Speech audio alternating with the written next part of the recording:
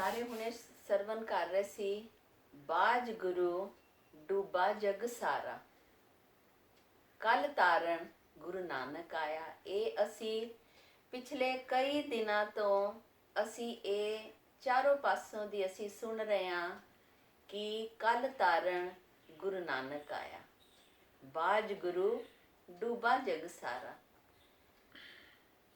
ਪਾਤਸ਼ਾਹ ਨੇ ਸਾਨੂੰ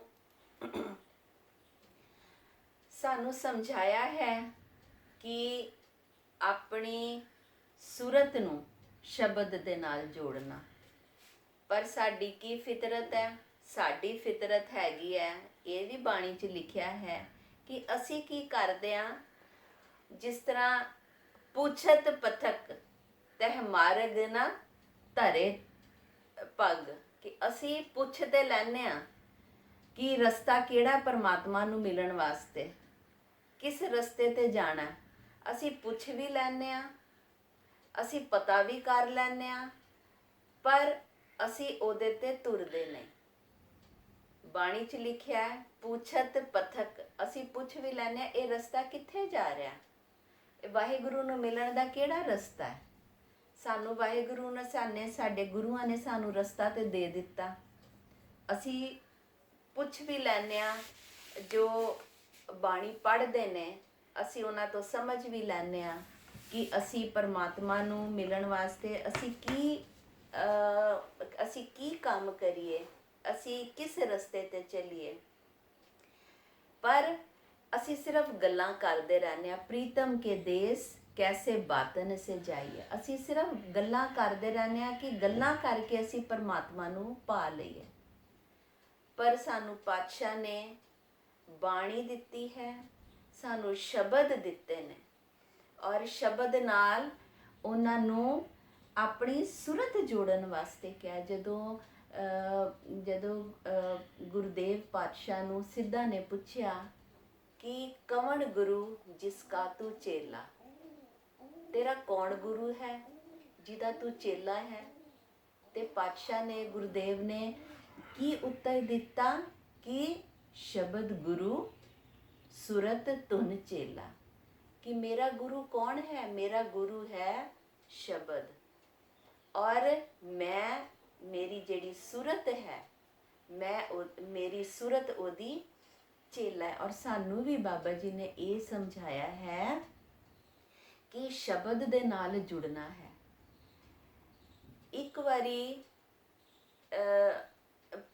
ਇੱਕ ਵਾਰੀ ਜਦੋਂ ਪਾਤਸ਼ਾਹ ਗੁਜਰਾਤ ਦੀ ਤਰਫ ਜਾਂਦੇ ਨੇ, ਜੋ ਕਿ ਹੁਣ ਪਾਕਿਸਤਾਨ ਦੇ ਵਿੱਚ ਹੈ, ਤੇ ਉੱਥੇ ਜਦੋਂ ਜਾ ਰਹੇ ਹੁੰਦੇ ਨੇ ਮਰਦਾਨਾ ਜੀ ਦੇ ਨਾਲ, ਤੇ ਉਹ ਇੱਕ ਕਿਸੇ ਦੀ ਵੱਡੀ ਹਵੇਲੀ ਦੇਖਦੇ ਨੇ, ਤੇ ਉਹ ਮਰਦਾਨਾ ਜੀ ਨੂੰ ਪੁੱਛਦੇ ਨੇ, ਮਰਦਾਨਾ ਜੀ ਨੂੰ ਕਹਿੰਦੇ ਨੇ ਕਿ ਮਰਦਾਨਿਆ ये ग्रह किसका है, चार ध्वज झूलते हैं। मर्दान्या किसका ग्रह है, चार ध्वज झूलते हैं।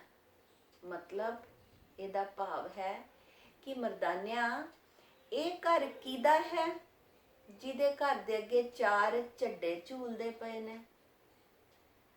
ਝੰਡੇ ਝੂਲਣ ਦਾ ਮਤਲਬ ਅਸੀਂ ਅੱਜ ਵੀ ਦੇਖਦੇ ਹਾਂ, ਕਈ ਵਾਰ ਅਸੀਂ ਗੱਲਾਂ 'ਚ ਕਹਿੰਦੇ ਹਾਂ ਕਿ ਅਸੀਂ ਕਹਿੰਦੇ ਨਾ ਕਿ ਤੂੰ ਕਿਹੜੇ ਝੰਡੇ ਗਾੜ ਲਿੱਤੇ ਨੇ।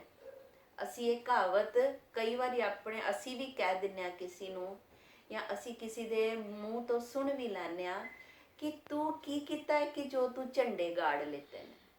ਇਹ ਪੁਰਾਣੇ ਸਮੇਂ ਤੋਂ ਚੱਲੀ ਆ ਰਹੀ ਹੈ ਕਿ ਜਦੋਂ ਝੰਡੇ ਗਾੜਨ ਦਾ ਵਰਤਾਰਾ ਇਹ ਪੁਰਾਣੇ ਸਮੇਂ ਤੋਂ ਚੱਲਦਾ ਆ ਰਿਹਾ ਹੈ ਕਿ ਉਸ ਸਮੇਂ ਤੇ ਜਦੋਂ ਕਿਸੇ ਦੇ ਪਾਸ 1 ਲੱਖ ਮੁਹਰਾਂ ਤੋਂ ਉੱਪਰ ਹੋ ਜਾਂਦੀਆਂ ਸੀ, ਤੇ ਉਹ ਆਪਣੇ ਘਰ ਦੇ ਅੱਗੇ ਇੱਕ ਝੰਡਾ ਲਗਾ ਸਕਦਾ ਸੀ। 1 ਲੱਖ ਮੋਹਰਾਂ ਦੇ ਉੱਪਰ ਹੋਣ ਤੋਂ, ਜਿਹਦੀ ਮਲਕੀਅਤ, ਜਿਹਦੀ ਜਾਇਦਾਦ 1 ਲੱਖ ਮੋਹਰਾਂ ਤੋਂ ਉੱਪਰ ਹੁੰਦੀ ਸੀ, ਉਹ ਆਪਣੇ ਘਰ ਦੇ ਅੱਗੇ ਇੱਕ ਝੰਡਾ ਲਗਾ ਸਕਦਾ ਸੀ। ਤੇ ਇਹਦੇ ਘਰ ਦੇ ਅੱਗੇ 4 ਧਵਜ 4 ਝੰਡੇ ਝੂਲ ਰਹੇ ਸੀ ਤੇ ਪਾਤਸ਼ਾਹ ਨੇ ਮਰਦਾਨਿਆਂ ਨੂੰ ਕਿਹਾ ਕਿ ਇਹ ग्रह किसका है? 4 ध्वज झूलते हैं, जाओ बुला के लेके आओ। मर्दाना जी जाते ने, बुला के लेके आते ने ते ਉਹਨਾਂ ਦੇ ਅੱਗੇ ਘਰ ਦੇ ਅੱਗੇ 4 ਝੰਡੇ ਝੂਲ ਰਹੇ ਹੁੰਦੇ ਤੇ ਇਹਦਾ ਮਤਲਬ ਹੁੰਦਾ ਹੈ ਕਿ ਉਹ ਬਹੁਤ ਅਮੀਰ ਨੇ, ਜਿਨ੍ਹਾਂ ਦੀ ਉਹ ਹਵੇਲੀ ਹੈ। ਉਹ ਆਂਦੇ ਨੇ, ਇਤਿਹਾਸ 'ਚ ਉਹਨਾਂ ਦਾ ਨਾਮ ਲਿਖਿਆ ਹੈ ਬਾਬਾ ਸੌਣ। ਜਦੋਂ ਉਹ ਆਂਦੇ ਨੇ, ਪਾਤਸ਼ਾਹ ਉਦੋਂ ਪ੍ਰਵਚਨ ਕਰ ਰਹੇ ਹੁੰਦੇ ਨੇ ਤੇ ਉਹ ਆ ਕੇ ਬੈਠ ਜਾਂਦੇ ਨੇ ਸੰਗਤ ਦੇ ਵਿੱਚ ਔਰ ਪ੍ਰਵਚਨ ਸੁਣਨੇ ਸ਼ੁਰੂ ਕਰ ਦਿੰਦੇ ਨੇ। ਹਿਰਦੇ ਨੂੰ ਬੜਾ ਆਨੰਦ ਮਿਲਦਾ ਹੈ ਬਾਣੀ ਸੁਣ ਕੇ, ਬਾਣੀ 'ਚ ਮਨ ਜੁੜ ਜਾਂਦਾ ਹੈ। ਅਗਲੇ ਦਿਨ ਫੇਰ ਆਉਂਦੇ ਨੇ, ਦੂਸਰੇ ਦਿਨ ਆਉਂਦੇ ਨੇ, ਪ੍ਰਵਚਨ ਸੁਣਦੇ ਨੇ, ਬਾਣੀ ਸਰਵਣ ਕਰਦੇ ਨੇ। ਤੀਸਰੇ ਦਿਨ ਫੇਰ ਆਉਂਦੇ ਨੇ ਤੇ ਤੀਸਰੇ ਦਿਨ ਪਾਤਸ਼ਾਹ ਜਦੋਂ ਸੰਗਤ ਕਰ ਲੈਂਦੇ ਨੇ, ਜਦੋਂ ਪ੍ਰਵਚਨ, ਜਦੋਂ ਸ਼ਬਦ ਸਮਾਪਤੀ ਹੋ ਜਾਂਦੀ ਹੈ, ਉਦੋਂ ਉਹ ਕਹਿੰਦੇ ਨੇ ਕਿ ਕੱਲ ਅਸੀਂ ਇੱਥੋਂ ਦੀ ਪ੍ਰਸਥਾਨ ਕਰਨਾ ਹੈ, ਕੱਲ ਅਸੀਂ ਇੱਥੋਂ ਦੀ ਅੱਗੇ ਜਾਣਾ ਹੈ। ਤੇ ਬਾਬਾ ਸੌਣ ਕੀ ਕਹਿੰਦੇ ਨੇ ਕਿ ਬਾਬਾ ਤੇਰੇ ਬਾਝੋਂ ਰਹਿ ਨਹੀਂ ਸਕਦਾ, ਜਾਂ ਤੂੰ ਇੱਥੇ ਰਹਿ ਜਾ ਜਾਂ ਤੂੰ ਮੈਨੂੰ ਆਪਣੇ ਨਾਲ ਲੈ ਜਾ। ਕਿਉਂਕਿ ਉਹਨਾਂ ਦਾ ਬਾਣੀ 'ਚ ਮਨ ਬੜਾ ਜੁੜਦਾ ਹੈ। ਤੇ ਬਾਬਾ ਜੀ ਅੱਗੋਂ ਕੀ ਉੱਤਰ ਦਿੰਦੇ ਨੇ? ਪਾਤਸ਼ਾਹ ਜਵਾਬ ਦਿੰਦੇ ਨੇ ਕਿ ਬਾਬਾ ਸੌਣ, ਜੇ ਤੂੰ ਇਸ ਸਰੀਰ ਨਾਲ ਜੁੜੇਗਾ ਤੇ ਤਾਂ ਤੇਰਾ ਮਿਲਾਪ ਨਹੀਂ ਹੋ ਪਾਏਗਾ। ਜੇ ਤੂੰ ਸ਼ਬਦ ਦੇ ਨਾਲ ਜੁੜੇਗਾ ਤੇ ਤੇਰਾ ਫਿਰ ਕਦੀ ਵਿਛੋੜਾ ਨਹੀਂ ਹੋਏਗਾ। ਜੇ ਤੂੰ ਇਸ ਸਰੀਰ ਦੇ ਨਾਲ ਲਗਾਵ ਕਰੇਗਾ, ਜੇ ਤੂੰ ਸਰੀਰ ਦੇ ਨਾਲ ਜੁੜੇਗਾ ਤੇ ਫਿਰ ਤੇਰਾ ਮਿਲਾਪ ਨਹੀਂ ਹੋ ਪਾਏਗਾ। ਮੀਨਸ ਤੇਰਾ ਪਰਮਾਤਮਾ ਦੇ ਨਾਲ ਤੇਰਾ ਮਿਲਾਪ ਨਹੀਂ ਹੋ ਪਾਏਗਾ। ਜੇ ਤੂੰ ਸ਼ਬਦ ਦੇ ਨਾਲ ਜੁੜੇਗਾ ਤੇ ਜੇ ਤੂੰ ਸ਼ਬਦ ਦੇ ਨਾਲ ਆਪਣੀ ਸੁਰਤ ਜੋੜੇਗਾ ਤੇ ਫਿਰ ਤੇਰਾ ਵਿਛੋੜਾ ਕਦੀ ਵੀ ਨਹੀਂ ਹੋਏਗਾ।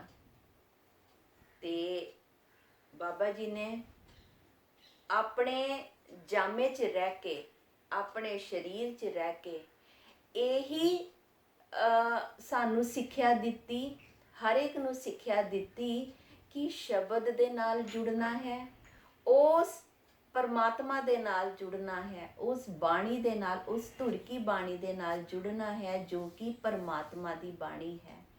ਔਰ ਉਸ ਕਿਸੇ ਵੀ ਨਾਸ਼ਵੰਤ ਚੀਜ਼ ਦੇ ਨਾਲ ਅਸੀਂ ਮੋਹ ਨਹੀਂ ਲਗਾਉਣਾ। ਤੇ ਇਹਨੂੰ ਭਾਈ ਨੰਦ ਲਾਲ ਜੀ ਕੀ ਕਹਿੰਦੇ ਨੇ, ਆਪਣੀ ਰਚਨਾ ਦੇ ਵਿੱਚ ਕੀ ਲਿਖਦੇ ਨੇ ਕਿ ਤਾਲਿਬ ਏ ਖਾਕ ਚੂ ਹਾਜ਼ਰੀਨ ਤਮਾਮ, ਕੀ ਗੁਰੂ ਨਾਨਕ ਪਾਤਸ਼ਾਹ ਦੇ ਚਰਨਾਂ ਦੀ ਖਾਕ, ਗੁਰੂ ਨਾਨਕ ਪਾਤਸ਼ਾਹ ਦੇ ਚਰਨਾਂ ਦੀ ਧੂੜ ਹਰ ਇੱਕ ਕੋਈ ਚਾਹੁੰਦਾ ਹੈ, ਹਰ ਇੱਕ ਖੁਆਇਸ਼ ਰੱਖਦਾ ਹੈ। ਚਾਹੇ ਹਾਜ਼ਰੀਨ ਤਮਾਮ, ਕਿ तमाम लोग, तमाम चीज़ां दृष्ट और अनदृष्ट, जो दिखदियां ने वो भी, जो नहीं दिखदियां ने वो भी गुरु नानक पातशाह दे चरणां दी धूड़ दी वो ख्वाहिश रखते ने। और हुण संगत जी असी पातशाह दे चरणां दी धूड़ असी किस तरह लै सकते हैं? पातशाह दी जो उन्हां दी सिੱਖਿਆ है ਉਹਨੂੰ ਅਸੀਂ ਆਪਣੇ ਜ਼ਿੰਦਗੀ ਦੇ ਵਿੱਚ ਅਗਰ ਅਸੀਂ ਲਾਗੂ ਕਰ ਲਈਏ। ਉਹਨਾਂ ਨੇ ਸਾਨੂੰ ਕਿਹਾ ਹੈ ਕਿ ਸ਼ਬਦ ਦੇ ਨਾਲ ਜੁੜਨਾ। ਪਾਤਸ਼ਾਹ ਦੀ ਸਿੱਖਿਆ ਕੀ ਹੈ ਕਿ ਸਾਨੂੰ ਸ਼ਬਦ ਦੇ ਨਾਲ ਜੁੜਨਾ ਹੈ, ਸਾਨੂੰ ਬਾਣੀ ਦੇ ਨਾਲ ਜੁੜਨਾ ਹੈ। ਤੇ ਅਗਰ ਬਾਣੀ ਦੇ ਨਾਲ ਸਾਡਾ ਲਗਾਵ ਹੋ ਜਾਂਦਾ ਹੈ ਤੇ ਫਿਰ ਉਹ ਸਾਡੀ ਧੁਰ ਤੱਕ ਸਾਡੀ ਸਾਥ ਦਿੰਦੀ ਹੈ। ਕਿਉਂਕਿ ਕਿਸੇ ਸਰੀਰ ਦੇ ਨਹੀਂ, ਕਿਉਂਕਿ ਸਰੀਰ ਜੋ ਵੀ ਦਿਖਦਾ ਹੈ, ਜੋ ਵੀ ਚੀਜ਼ ਦਿਖਦੀ ਹੈ, ਉਹ ਨਾਸ਼ਵੰਤ ਹੈ, ਉਹ ਨਾਸ਼ਵਾਨ ਹੈ। ਉਹਨੇ ਸਾਡਾ ਸਾਥ ਨਹੀਂ ਦੇਣਾ, ਪਰ ਸਾਡਾ ਸਾਥ ਕਿੰਨੇ ਦੇਣਾ ਹੈ? ਪਰਮਾਤਮਾ ਨੇ ਸਾਡਾ ਸਾਥ ਦੇਣਾ ਹੈ, ਬਾਣੀ ਨੇ, ਸ਼ਬਦ ਨੇ ਸਾਡਾ ਸਾਥ ਦੇਣਾ ਹੈ। ਔਰ ਉਸ ਦੇ ਨਾਲ ਹੀ ਜੁੜਨ ਵਾਸਤੇ ਸਾਨੂੰ ਪਾਤਸ਼ਾਹ ਨੇ ਉਪਦੇਸ਼ ਦਿੱਤੇ ਨੇ। ਜਦੋਂ ਪਾਤਸ਼ਾਹ ਦਾ ਆਗਮਨ ਹੋਣਾ ਸੀ, ਆਗਮਨ ਹੋਣ ਤੋਂ ਪਹਿਲਾਂ ਦੌਲਤਾ ਦਾਈ ਘਰ ਆਈ, ਪਿਤਾ ਜੀ ਨੂੰ, ਮਹਿਤਾ ਕਾਲੂ ਜੀ ਨੂੰ ਕਹਿੰਦੀ ਹੈ ਕਿ ਆਪ ਜੀ ਦੇ ਗ੍ਰਹਿ ਅਗਰ ਪੁੱਤ ਹੋਏਗਾ ਤੇ ਮੈਂ ਮੂੰਹ ਮੰਗੀ ਆਪ ਜੀ ਤੋਂ ਵਧਾਈ ਲਵਾਂਗੀ। ਮੈਂ ਆਪ ਜੀ ਤੋਂ ਮੂੰਹ ਤੋਂ ਮੰਗ ਕੇ ਮੈਂ ਵਧਾਈ ਲਵਾਂਗੀ ਆਪ ਜੀ ਤੋਂ। ਤੇ ਜਦੋਂ ਪਾਤਸ਼ਾਹ ਦਾ ਆਗਮਨ ਹੁੰਦਾ ਹੈ, ਜਦੋਂ ਪਾਤਸ਼ਾਹ ਪ੍ਰਕਟ ਹੁੰਦੇ ਨੇ, ਤੇ ਪਿਤਾ ਜੀ ਮਹਿਤਾ ਕਾਲੂ ਜੀ ਉਹ ਖੁਸ਼ੀ ਦੇ ਵਿੱਚ ਦੌਲਤਾ ਦਾਈ ਨੂੰ ਕੀ ਕਹਿੰਦੇ ਨੇ ਕਿ ਦੌਲਤਾ ਮੰਗ, ਤੇਰੀ ਕੀ ਮੰਗ ਹੈ? ਤੇ ਅੱਗੋਂ ਦੀ ਜਵਾਬ ਆਂਦਾ ਹੈ, ਦੌਲਤਾ ਦਾਈ ਜਵਾਬ ਦਿੰਦੇ ਨੇ ਕਿ ਅੱਜ ਮੈਂ ਕੁਛ ਨਹੀਂ ਮੰਗਣਾ, ਅੱਜ ਮੈਨੂੰ ਕਿਸੇ ਚੀਜ਼ ਦੀ ਇੱਛਾ ਨਹੀਂ, ਅੱਜ ਮੈਨੂੰ ਕਿਸੇ ਚੀਜ਼ ਦੀ ਲੋੜ ਨਹੀਂ। ਕਿਉਂ? ਕਿਉਂਕਿ ਮੈਂ ਉਸ ਬਾਲਕ ਦੇ ਦੀਦਾਰੇ ਕਰਕੇ, ਜੋ ਬਾਲਕ ਆਇਆ ਹੈ ਮੈਂ ਉਸ ਦੇ ਦੀਦਾਰੇ ਕੀਤੇ ਨੇ, ਔਰ ਉਸ ਦੇ ਦੀਦਾਰੇ ਕਰਕੇ ਮੈਨੂੰ ਜੋ ਆਨੰਦ ਪ੍ਰਾਪਤ ਹੋਇਆ ਹੈ ਉਹ ਮੈਂ ਅੱਜ ਤੱਕ ਕਦੀ ਮਹਿਸੂਸ ਨਹੀਂ ਕੀਤਾ। ਉਸ ਬਾਲਕ ਦੇ ਦੀਦਾਰੇ ਐਨੇ ਅਮੁੱਲੇ ਨੇ ਕਿ ਉਸ ਦੀ ਦੀਦਾਰੇ ਪਾ ਕੇ ਮੈਨੂੰ ਹਰ ਇੱਕ ਜਹਾਨ ਦੀ ਮੈਨੂੰ ਆਨੰਦ ਪ੍ਰਾਪਤ ਹੋ ਗਿਆ ਹੈ। ਉਹ ਕੀ ਕਹਿੰਦੇ ਨੇ? ਕਹਿੰਦੇ ਸਭ ਤੋਂ ਵੱਡਮੁੱਲੀ ਚੀਜ਼ ਤੇ ਮੈਨੂੰ ਇਸ ਰੂਹਾਨੀਅਤ ਦੀ ਜੋਤ ਦੇ ਦੀਦਾਰੇ ਹੋ ਕੇ ਮੈਨੂੰ ਉਹ ਵੱਡਮੁੱਲੀ ਉਹ ਮੈਨੂੰ ਚੀਜ਼ ਮਿਲ ਗਈ ਹੈ। ਤੇ ਸਾਰਿਆਂ ਨਾਲੋਂ ਪਹਿਲਾਂ ਜੋ ਰੂਹਾਨੀਅਤ ਦੀ ਜੋਤ ਜਿਹਨੇ ਪਹਿਚਾਨੀ ਉਹ ਸੀ ਦੌਲਤਾ ਦਾਈ। ਉਸ ਤੋਂ ਬਾਅਦ ਪਾਤਸ਼ਾਹ ਦੇ ਬਚਪਨ ਦੇ ਵਿੱਚ ਇੱਕ ਹੋਰ ਵਿਅਕਤੀ ਸੀ ਜਿਨੇ ਕਿ ਇਹ ਰੂਹਾਨੀਅਤ ਦੀ ਜੋਤ ਪਹਿਚਾਨੀ। ਘਰ ਦੇ ਵਿੱਚ ਮਾਤਾ ਜੀ ਦੇ ਘਰ ਦੇ ਕੰਮਾਂ ਦੇ ਵਿੱਚ ਹੱਥ ਵਟਾਉਂਦੇ ਹੁੰਦੇ ਸੀ ਇੱਕ ਬੀਬੀ ਜਿਹਦਾ ਕੀ ਨਾਮ ਸੀ ਤੁਲਸਾ। ਪਾਤਸ਼ਾਹ ਬਾਹਰੋਂ ਬੱਚਿਆਂ ਨਾਲ ਖੇਡ ਕੇ ਆਉਂਦੇ ਨੇ ਤੇ ਆ ਕੇ ਉਹ ਸੋ ਜਾਂਦੇ ਨੇ। ਕਾਫੀ ਦੇਰ ਹੋ ਜਾਂਦੀ ਹੈ ਤੇ ਬਾਲਕ ਨਾਨਕ ਉੱਠਦੇ ਨਹੀਂ ਹੈ ਤੇ ਮਾਤਾ ਜੀ ਤੁਲਸਾ ਨੂੰ ਕਹਿੰਦੇ ਨੇ ਕਿ ਤੁਲਸਾ ਜਾ ਦੇਖ, ਨਾਨਕ ਅਜੇ ਤੱਕ ਉੱਠਿਆ ਨਹੀਂ। ਤੇ ਤੁਲਸਾ ਜਾਂਦੀ ਹੈ। ਉਹ ਕੀ ਦੇਖਦੀ ਹੈ ਕਿ ਬਾਲਕ ਨਾਨਕ ਚੱਦਰ ਲੈ ਕੇ ਸੁੱਤੇ ਹੋਏ ਨੇ ਔਰ ਚੱਦਰ ਤੋਂ ਬਾਹਰ ਉਹਨਾਂ ਦਾ ਇੱਕ ਪੈਰ ਚੱਦਰ ਤੋਂ ਬਾਹਰ ਹੈ। ਪਤਾ ਨਹੀਂ ਅੱਜ ਮਨ 'ਚ ਕੀ ਆਇਆ ਤੁਲਸਾ ਦੇ ਕਿ ਉਹ ਜਾ ਕੇ ਬਾਲਕ ਨਾਨਕ ਦੇ ਪੈਰ ਦੇ ਉੱਤੇ ਸਿਰ ਰੱਖ ਦਿੰਦੀ ਹੈ। ਔਰ ਜਦੋਂ ਸਿਰ ਰੱਖਦੀ ਹੈ ਬਹੁਤ ਦੇਰ ਤੱਕ ਸਿਰ ਚੁੱਕਦੀ ਨਹੀਂ। ਅੰਦਰੋਂ ਮਾਤਾ ਜੀ ਦਾ ਫਿਰ ਉਹ ਆਵਾਜ਼ ਆਉਂਦੀ ਹੈ, ਤੁਲਸਾ ਕੀ ਗੱਲ, ਨਾਨਕ ਉੱਠਿਆ ਨਹੀਂ? ਤੇ ਆਵਾਜ਼ ਸੁਣ ਕੇ ਤੁਲਸਾ ਨੂੰ ਇੱਕਦਮ ਜਿਸ ਤਰ੍ਹਾਂ ਕੋਈ ਲੀਨ ਹੋ ਜਾਂਦਾ ਹੈ, ਉਸ ਤੋਂ ਜਿਸ ਤਰ੍ਹਾਂ ਕੋਈ ਇੱਕਦਮ ਕੋਈ ਲਿਵ ਕਿਸੇ ਦੀ ਜੁੜੀ ਹੁੰਦੀ ਹੈ ਔਰ ਟੁੱਟਦੀ ਹੈ, ਇੱਕਦਮ ਹੈਰਾਨ ਹੋ ਕੇ ਇੱਕਦਮ ਆਵਾਜ਼ ਸੁਣ ਕੇ ਉਹਦੇ ਮੁਖ ਤੋਂ ਕੀ ਨਿਕਲਦਾ ਹੈ? ਤੇਰਾ ਨਾਨਕ ਨਹੀਂ ਹੈ। ਹੁਣ ਕੋਈ ਮਾਂ ਅਗਰ ਐਦਾਂ ਸੁਣੇ ਕਿ ਤੇਰਾ ਬਾਲਕ ਨਹੀਂ ਹੈ ਤੇ ਉਹ ਕੀ ਸੋਚੇਗੀ? ਇਹ ਸੁਣ ਕੇ ਮਾਤਾ ਜੀ ਦੇ ਪੈਰਾਂ ਥੱਲੋਂ ਜ਼ਮੀਨ ਨਿਕਲ ਜਾਂਦੀ ਹੈ। ਦੌੜਦੇ ਦੌੜਦੇ ਆਉਂਦੇ ਨੇ, ਕਹਿੰਦੇ ਨੇ ਕਿ ਤੁਲਸਾ ਤੂੰ ਕੀ ਕਹਿ ਰਹੀ ਹੈ? ਤੁਲਸਾ ਕਹਿੰਦੀ ਹੈ, ਹਾਂਜੀ ਮਾਤਾ ਜੀ, ਮੈਂ ਠੀਕ ਕਹਿ ਰਹੀ ਹਾਂ। ਮੈਂ ਜਦੋਂ ਪੈਰ ਤੇ ਸਿਰ ਰੱਖਿਆ, ਜਦੋਂ ਮੈਂ ਨਾਨਕ ਜੀ ਦੇ ਪੈਰ ਤੇ ਸਿਰ ਰੱਖਿਆ ਤੇ ਮੈਨੂੰ ਇੰਨਾ ਆਨੰਦ ਮਹਿਸੂਸ ਹੋਇਆ ਕਿ ਮੈਨੂੰ ਇਹ ਪਤਾ ਚੱਲ ਗਿਆ ਹੈ ਕਿ ਇਹ ਨਾਨਕ ਸਰੀਰ ਨਹੀਂ ਹੈ।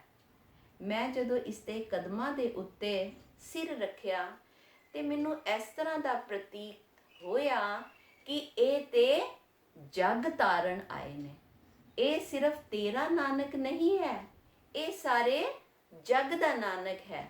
ਤੇ ਇਸ ਲਈ ਮੈਂ ਠੀਕ ਕਹਿ ਰਹੀ ਹਾਂ ਕਿ ਇਹ ਤੇਰਾ ਨਾਨਕ ਨਹੀਂ ਹੈ, ਇਹ ਸਾਰੇ ਜਗਤ ਦਾ ਨਾਨਕ ਹੈ। ਤੇ ਉਸ ਤੋਂ ਬਾਅਦ ਰੂਹਾਨੀਅਤ ਦੀ ਜੋਤ ਪਹਿਚਾਨੀ ਤੁਲਸਾ ਨੇ। ਪਾਤਸ਼ਾਹ ਥੋੜੇ ਵੱਡੇ ਹੋਏ, ਜਨੇਊ ਦੀ ਰਸਮ ਦਾ ਸਮੇਂ ਆਇਆ। ਉਸ ਸਮੇਂ ਦੇ ਵਿੱਚ ਸੰਗਤ ਜੀ, ਜਨੇਊ ਦੀ ਰਸਮ ਬਹੁਤ ਵੱਡੇ ਪੱਧਰ ਤੇ ਮਨਾਈ ਜਾਂਦੀ ਸੀ, ਬੜਾ ਵੱਡਾ ਸਮਾਗਮ ਹੁੰਦਾ ਸੀ। ਤੇ ਪਾਤਸ਼ਾਹ ਤੇ ਜਗ ਨੂੰ ਤਾਰਨ ਆਏ ਸੀ, ਪੂਰੀ ਦੁਨੀਆ ਦਾ ਕਲਿਆਣ ਕਰਨ ਆਏ ਸੀ। ਤੇ ਪਾਤਸ਼ਾਹ ਅਗਰ ਚਾਹੁੰਦੇ ਤੇ ਪਿਤਾ ਨੂੰ ਪਹਿਲਾਂ ਹੀ ਮਨਾ ਕਰ ਸਕਦੇ ਸੀ, ਕਿਉਂਕਿ ਜਦੋਂ ਇੰਨਾ ਵੱਡਾ ਸਮਾਗਮ ਹੋਏ ਤੇ ਉਹਦੀ ਨੈਚੁਰਲ ਹੈ, ਉਹਦੀ ਤਿਆਰੀਆਂ ਵੀ ਕੁਝ ਦਿਨ ਕੀ ਕਈ ਦਿਨ ਤੋਂ ਪਹਿਲਾਂ ਸ਼ੁਰੂ ਹੋ ਜਾਂਦੀਆਂ ਨੇ। ਤੇ ਰਾਏ ਬੁਲਾਰ ਜੀ ਨੂੰ ਪਿਤਾ ਜੀ ਨੇ ਕਿਹਾ ਕਿ ਬਹੁਤ ਵੱਡਾ ਸਮਾਗਮ ਹੈ ਤੇ ਇਸ ਲਈ ਇਸ ਸਮਾਗਮ ਦੀ ਤਿਆਰੀਆਂ ਵੀ ਬੜੀ ਵੱਡੀ ਹੋਣੀਆਂ ਚਾਹੀਦੀਆਂ ਹਨ। ਤੇ ਉਹਨਾਂ ਨੇ, ਪਿਤਾ ਜੀ ਨੇ ਸਾਰਿਆਂ ਨੂੰ, ਚਾਰੋਂ ਪਾਸੇ ਸਾਰੇ ਆਪਣੇ ਪੰਡਤਾਂ ਨੂੰ, ਧਰਮ ਗੁਰੂਆਂ ਨੂੰ, ਆਪਣੀ ਕਬੀਲੇਦਾਰੀ ਨੂੰ, ਆਪਣੀ ਰਿਸ਼ਤੇਦਾਰੀ ਨੂੰ, ਸਭ ਨੂੰ ਸੁਨੇਹਾ ਭੇਜਿਆ। ਤੇ ਪਾਤਸ਼ਾਹ ਬੜੀ ਸਹਿਜਤਾ ਦੇ ਨਾਲ ਇਸ ਸਮਾਰੋਹ ਦਾ ਉਹ ਇੰਤਜ਼ਾਰ ਕਰ ਰਹੇ ਸੀ। ਅਗਰ ਪਾਤਸ਼ਾਹ ਚਾਹੁੰਦੇ ਤੇ ਆਪਣੇ ਪਿਤਾ ਜੀ ਨੂੰ ਉਸੇ ਵਕਤ ਹੀ ਮਨਾ ਕਰ ਸਕਦੇ ਸੀ ਕਿ ਮੈਂ ਜਨੇਊ ਨਹੀਂ ਪਾਣਾ, ਪਰ ਪਾਤਸ਼ਾਹ ਵੇਟ ਕਰ ਰਹੇ ਸੀ। ਕਿਉਂਕਿ ਉਹਨਾਂ ਨੇ ਆਪਣੇ ਪਰਿਵਾਰ ਦੇ ਨਾਲ, ਉਹਨਾਂ ਨੇ ਆਪਣੇ ਰਿਸ਼ਤੇਦਾਰੀ ਨੂੰ, ਉਹਨਾਂ ਨੇ ਪੰਡਤਾਂ ਨੂੰ, ਉਹਨਾਂ ਨੇ ਆਪਣੇ ਕਬੀਲੇਦਾਰੀ ਨੂੰ, ਉਹਨਾਂ ਨੇ ਸਾਰਿਆਂ ਨੂੰ ਹੀ ਸਿੱਖਿਆ ਦੇਣੀ ਸੀ। ਤੇ ਇਸ ਲਈ ਉਹ ਬੜੀ ਸਹਿਜਤਾ ਦੇ ਨਾਲ, ਬੜੇ ਸ਼ਾਂਤਮਈ ਦੇ ਨਾਲ, ਸ਼ਾਂਤਤਾ ਦੇ ਨਾਲ ਉਹ ਇਸ ਰਸਮ ਦੀ, ਇਸ ਸਮਾਰੋਹ ਦੀ ਉਹ ਵੇਟ ਕਰ ਰਹੇ ਸੀ। ਤੇ ਸੰਗਤ ਜੀ, ਜਦੋਂ ਸਮੇਂ ਆਉਂਦਾ ਹੈ ਰਸਮ ਦਾ, ਪੰਡਿਤ ਘਰ ਆਉਂਦੇ ਨੇ ਤੇ ਰਸਮ ਦੇ ਵਿੱਚ ਪੰਡਿਤ ਹਰਦਿਆਲ ਕੀ ਕਰਦੇ ਨੇ, ਉਹ ਪਹਿਲਾਂ ਸਾਲਗ੍ਰਾਮ ਦਾ ਪੱਥਰ, ਜੋ ਕਿ ਵਿਸ਼ਨੂੰ ਦਾ ਰੂਪ ਮੰਨਿਆ ਜਾਂਦਾ ਹੈ, ਸਾਲਗ੍ਰਾਮ ਦਾ ਪੱਥਰ ਕੱਢਦੇ ਨੇ ਔਰ ਅੱਗੇ ਰੱਖਦੇ ਨੇ ਪਾਤਸ਼ਾਹ ਦੇ ਅੱਗੇ, ਔਰ ਕਹਿੰਦੇ ਨੇ ਕਿ ਇਸ ਨੂੰ ਮੱਥਾ ਟੇਕੋ। ਸਾਲਗ੍ਰਾਮ ਦਾ ਪੱਥਰ ਹੁੰਦਾ ਹੈ, ਉਹਦੇ ਉੱਤੇ ਲਾਈਨਾਂ ਹੁੰਦੀਆਂ ਨੇ, ਥੋੜਾ ਡਾਰਕ ਕਲਰ ਦਾ ਹੁੰਦਾ ਹੈ, ਓਵਲ ਸ਼ੇਪ 'ਚ। ਤੇ ਮੱਥਾ ਟੇਕਣ ਵਾਸਤੇ ਪੰਡਿਤ ਜੀ ਕਹਿੰਦੇ ਨੇ। ਤੇ ਪਾਤਸ਼ਾਹ ਕੀ ਕਹਿੰਦੇ ਨੇ? ਪਾਤਸ਼ਾਹ ਕਹਿੰਦੇ ਨੇ ਕਿ ਮੈਂ ਇਸ ਪੱਥਰ ਨੂੰ ਮੱਥਾ ਨਹੀਂ ਟੇਕਣਾ। ਕਿਉਂ ਨਹੀਂ ਟੇਕਣਾ? ਕਿਉਂਕਿ ਮੈਂ ਉਸ ਕਰਤਾ ਨੂੰ ਮੱਥਾ ਟੇਕਦਾ ਹਾਂ, ਮੈਂ ਕਰਤਾ ਦੀ ਕਿਰਤ ਨੂੰ ਮੱਥਾ ਨਹੀਂ ਟੇਕਦਾ। ਕਿ ਜਿਸ ਨੇ, ਇਸ ਤੋਂ ਸਿੰਪਲ ਭਾਵ ਇਹ ਹੈ ਕਿ ਜਿਸ ਪਰਮਾਤਮਾ ਨੇ ਇਹ ਪੱਥਰ ਬਣਾਇਆ ਹੈ, ਮੈਂ ਉਸ ਪਰਮਾਤਮਾ ਦੇ ਅੱਗੇ ਨਤਮਸਤਕ ਹੁੰਨਾ ਹੈ, ਨਾ ਕਿ ਮੈਂ ਉਸ ਪਰਮਾਤਮਾ ਦੀ ਕਿਰਤ ਦੇ ਅੱਗੇ ਮੱਥਾ ਟੇਕਦਾ ਹਾਂ। ਇਹ ਸਾਨੂੰ ਪਾਤਸ਼ਾਹ ਨੇ ਇਹ ਸਾਨੂੰ ਸਬਕ ਸਿਖਾਇਆ, ਇਹ ਉਹਨਾਂ ਨੂੰ ਸਬਕ ਸਿਖਾਇਆ। ਤੇ ਇਹਦਾ ਇੱਕ ਛੋਟਾ ਜਿਹਾ ਐਗਜ਼ਾਮਪਲ ਵੀ ਇਤਿਹਾਸ 'ਚ ਆਂਦਾ ਹੈ ਕਿ ਇੱਕ ਮੂਰਤੀਕਾਰ ਮੂਰਤੀ ਬਣਾ ਰਿਹਾ ਹੈ ਔਰ ਪਰਮਾਤਮਾ ਦੇ ਨਾਲ ਮੂਰਤੀ ਘੜਦੇ ਘੜਦੇ ਪਰਮਾਤਮਾ ਦੇ ਨਾਲ ਗੱਲਾਂ ਕਰ ਰਿਹਾ ਹੈ ਔਰ ਪਰਮਾਤਮਾ ਨੂੰ ਕਹਿੰਦਾ ਹੈ ਕਿ हे ਪਰਮਾਤਮਾ, ਕਈ ਵਾਰ ਤੇ ਮੈਨੂੰ ਲੱਗਦਾ ਹੈ ਕਿ ਮੈਂ ਤੇਰੇ ਤੋਂ ਜ਼ਿਆਦਾ ਤਾਕਤਵਰ ਹਾਂ, ਮੈਂ ਤੇਰੇ ਤੋਂ ਜ਼ਿਆਦਾ ਵੱਡਾ ਹਾਂ, ਮੈਂ ਤੇਰੇ ਤੋਂ ਜ਼ਿਆਦਾ ਸ਼ਕਤੀਸ਼ਾਲੀ ਹਾਂ। ਕਿਉਂ? ਕਿਉਂਕਿ ਜੋ ਤੂੰ ਮੂਰਤ ਬਣਾ ਕੇ ਇੱਥੇ ਭੇਜੀ ਹੈ, ਉਹ ਮੂਰਤ ਵਿੱਚ ਚੇਤਨਤਾ ਹੈ, ਮੀਨਸ ਸਮਝ ਹੈ। ਉਹ ਮੂਰਤ ਜਿੰਦਾ ਹੈ। ਪਰ ਉਹ ਮੂਰਤ, ਮੈਂ ਬੜਾ ਹੈਰਾਨ ਹੁੰਦਾ ਹਾਂ ਜਦੋਂ ਉਹ ਮੂਰਤ ਮੇਰੀ ਬਣਾਈ ਹੋਈ ਮੂਰਤ ਦੇ ਅੱਗੇ ਝੁਕਦੀ ਹੈ, ਤੇ ਮੈਂ ਬੜਾ ਹੈਰਾਨ ਹੁੰਦਾ ਹਾਂ। ਕਿਉਂ? ਕਿਉਂਕਿ ਜੋ ਮੂਰਤੀ ਪੱਥਰ, ਜੋ ਮੂਰਤੀ ਬਣਾਉਂਦਾ ਹੈ, ਹੁਣ ਅਸੀਂ ਮੂਰਤੀਕਾਰ ਨੇ ਤੇ ਮੂਰਤੀ ਬਣਾ ਦਿੱਤੀ, ਅਸੀਂ ਮਨੁੱਖਾਂ ਨੇ ਉਸੇ ਮੂਰਤੀ ਨੂੰ ਮੱਥਾ ਟੇਕਿਆ, ਪਰ ਅਸੀਂ ਇਹ ਨਹੀਂ ਸੋਚਦੇ ਕਿ ਉਹ ਪੱਥਰ ਜਿਸ ਪਰਮਾਤਮਾ ਨੇ ਬਣਾਇਆ ਹੈ ਉਹ ਕਰਤਾ ਹੈ। ਸਾਨੂੰ ਵਾਹਿਗੁਰੂ ਨੇ, ਸਾਨੂੰ ਸਾਡੇ ਗੁਰੂਆਂ ਨੇ ਉਸ ਕਰਤਾ ਦੇ ਨਾਲ ਜੋੜਿਆ ਹੈ, ਉਸ ਇੱਕ ਪਰਮ ਪੁਰਖ ਪਰਮੇਸ਼ਵਰ ਦੇ ਨਾਲ ਜੋੜਿਆ ਹੈ, ਪੂਰਨ ਪਰਮੇਸ਼ਵਰ ਦੇ ਨਾਲ ਜੋੜਿਆ ਹੈ ਕਿ ਉਸ ਦੀ ਹੀ ਬੰਦਗੀ ਕਰਨੀ ਹੈ, ਨਾ ਕਿ ਕ੍ਰਿਤ ਦੀ। ਤੇ ਇਹ ਚੀਜ਼ਾਂ ਸਾਨੂੰ ਗੁਰਬਾਣੀ ਨੇ ਦਸੀਆਂ ਹੈ। ਤੇ ਪਾਤਸ਼ਾਹ ਨੇ ਸਾਲਗ੍ਰਾਮ ਨੂੰ ਮੱਥਾ ਟੇਕਣ ਵਾਸਤੇ ਮਨਾ ਕਰਤਾ, ਕਹਿ ਕੇ ਕਿ ਮੈਂ ਉਸ ਪਰਮਾਤਮਾ ਨੂੰ, ਉਸ ਕਰਤਾ ਨੂੰ ਮੱਥਾ ਟੇਕਦਾ ਹਾਂ, ਨਾ ਕਿ ਉਹਦੀ ਕ੍ਰਿਤ ਨੂੰ। ਉਸ ਤੋਂ ਬਾਅਦ ਕੀ ਹੁੰਦਾ ਸੀ, ਕੰਨ ਦੇ ਵਿੱਚ ਪੰਡਤ ਗਾਇਤਰੀ ਮੰਤਰ ਪੜ੍ਹਦਾ ਸੀ। ਜਦੋਂ ਰਸਮ ਹੁੰਦੀ ਸੀ ਜਨੇਊ ਦੀ, ਉਦੋਂ ਪਹਿਲਾਂ ਸਾਲਗ੍ਰਾਮ ਨੂੰ ਮੱਥਾ ਟੇਕਣਾ, ਉਸ ਤੋਂ ਬਾਅਦ ਕੰਨ ਵਿੱਚ ਮੰਤਰ ਪੜਿਆ ਜਾਂਦਾ ਸੀ, ਗਾਇਤਰੀ ਮੰਤਰ। ਪਾਤਸ਼ਾਹ ਨੇ ਗਾਇਤਰੀ ਮੰਤਰ ਵੀ ਸੁਣਨ ਵਾਸਤੇ ਇਨਕਾਰ ਕਰਤਾ। ਕਿਉਂ? ਕਿਉਂਕਿ ਇਹ ਮੰਤਰ ਕੰਨ ਦੇ ਵਿੱਚ ਪੜਨ ਦਾ ਭਾਵ ਹੁੰਦਾ ਸੀ ਕਿ ਅੱਜ ਤੋਂ ਬਾਅਦ ਮੈਂ ਤੇਰਾ ਗੁਰੂ ਔਰ ਤੂੰ ਮੇਰਾ ਚੇਲਾ। ਇਹਦਾ ਪ੍ਰਮਾਣ ਬਾਣੀ 'ਚ ਵੀ ਹੈ, ਜੋ ਅੱਜ ਦਾ ਸ਼ਬਦ ਹੈ। ਇਹਦਾ ਪ੍ਰਮਾਣ ਬਾਣੀ 'ਚ ਵੀ ਲਿਖਿਆ ਹੈ ਕਿ ਸਿੱਖਾਂ ਕੰਨ ਚੜਾਈਆਂ ਗੁਰੂ ਬ੍ਰਾਹਮਣ ਥੀਆ, ਕਿ ਕੰਨ ਵਿੱਚ ਮੰਤਰ ਪੜ੍ਹ ਕੇ ਬ੍ਰਾਹਮਣ ਕਹਿੰਦਾ ਸੀ ਕਿ ਅੱਜ ਤੋਂ ਬਾਅਦ ਤੂੰ ਮੇਰਾ ਚੇਲਾ ਹੈ ਤੇ ਮੈਂ ਤੇਰਾ ਗੁਰੂ ਹਾਂ। ਤੇ ਪਾਤਸ਼ਾਹ ਨੇ ਇਹ ਮੰਤਰ ਸੁਣਨ ਤੋਂ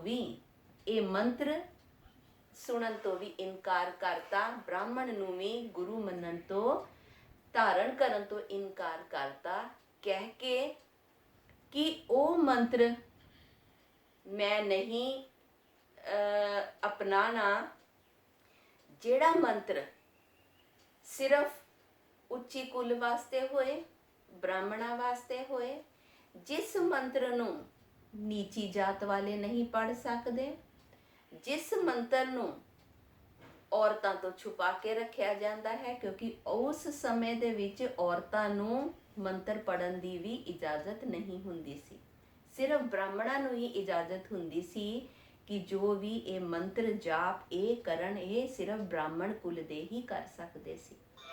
ਤੇ ਪਾਤਸ਼ਾਹ ਨੇ ਕਿਹਾ ਕਿ ਮੈਂ ਉਹ ਮੰਤਰ ਨੂੰ ਨਹੀਂ ਮੈਂ ਅਪਣਾ ਸਕਦਾ, ਮੈਂ ਸੁਣ ਸਕਦਾ, ਮੈਂ ਉਹ ਧਾਰਨ ਕਰ ਸਕਦਾ, ਜਿਸ ਮੰਤਰ ਨੂੰ ਸਾਰੇ ਧਾਰਨ ਨਹੀਂ ਕਰ ਸਕਦੇ। ਤੇ ਪਾਤਸ਼ਾਹ ਨੇ ਸਾਨੂੰ, ਇਹ ਪੰਡਤ ਨੂੰ ਉਹ ਵੀ ਸਿੱਖਿਆ ਦਿੱਤੀ, ਉਹ ਵੀ ਸਿੱਖਿਆ ਦਿੱਤੀ।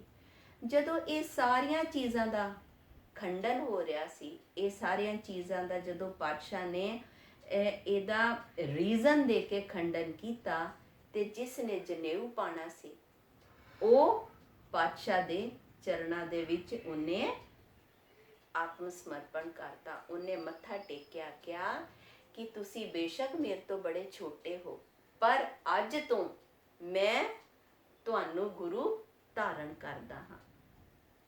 ਤੇ ਪਾਤਸ਼ਾਹ ਨੇ ਇਹ ਸਾਰੀਆਂ ਚੀਜ਼ਾਂ ਸਾਨੂੰ ਦਸੀਆਂ ਕਿ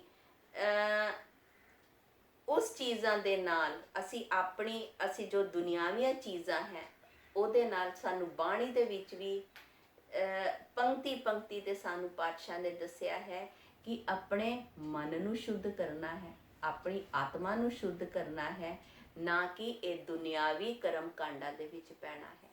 ਜਦੋਂ ਸੱਚਾ ਸੌਦਾ ਹੋਇਆ, ਸਭ ਸੰਗਤ ਜੀ ਸਭ ਨੂੰ ਪਤਾ ਹੈ ਕਿ ਉਹਨਾਂ ਨੇ ਭੁੱਖੇ ਸਾਧੂਆਂ ਨੂੰ ਲੰਗਰ ਛਕਾਇਆ। ਪਰ ਲੰਗਰ ਤੇ ਛਕਾਇਆ, ਪਰ ਲੰਗਰ ਛਕਾਉਣ ਦਾ ਪਾਤਸ਼ਾਹ ਦਾ ਕੀ ਭਾਵ ਸੀ? ਪਾਤਸ਼ਾਹ ਨੇ, ਗੁਰੂਦੇਵ ਮਹਾਰਾਜ ਨੇ ਉਹਨਾਂ ਨੂੰ, ਭੁੱਖਿਆਂ ਸਾਧੂਆਂ ਨੂੰ ਵੀ ਸਿੱਖਿਆ ਦੇਣੀ ਸੀ, ਕਿਉਂਕਿ ਉਸ ਸਮੇਂ ਤੇ ਅੰਨ ਛੱਡ ਕੇ, ਵਰਤ ਰੱਖ ਕੇ ਸਭ ਪੂਜਾ ਕਰਦੇ ਸੀ।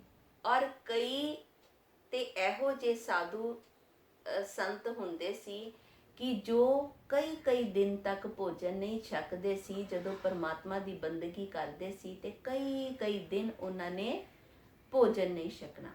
ਤੇ ਪਰਮਾਤਮਾ ਨੇ ਤੇ ਪਾਤਸ਼ਾਹ ਨੇ ਭੁੱਖੇ ਸਾਧੂਆਂ ਨੂੰ ਜਦੋਂ ਭੋਜਨ ਛਕਾਇਆ, ਉਹਨਾਂ ਨੂੰ ਇਹ ਸਮਝਾ ਕੇ ਭੋਜਨ ਛਕਾਇਆ ਕਿ ਭੋਜਨ ਦਾ ਤਿਆਗ ਕਰਨਾ ਇਹ ਪ੍ਰਭੂ ਦੀ ਬੰਦਗੀ ਇਹ ਨਹੀਂ ਕਹਿੰਦੀ।